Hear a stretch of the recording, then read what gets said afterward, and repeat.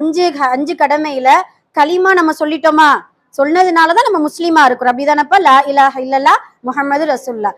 களிமா சொல்லி நாம தொழுதுட்டோம். அல்ஹம்துலில்லாஹ். அப்படிதானே?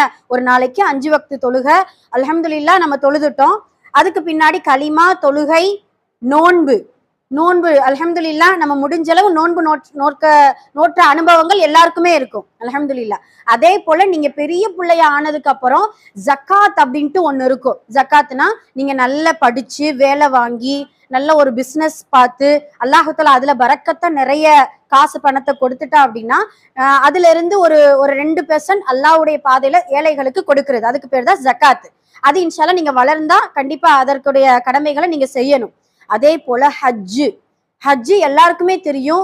ரொம்ப ரொம்ப ரொம்ப நம்மளுடைய கனவா இருக்கணும் ஹஜ்ஜு. சரிங்களா?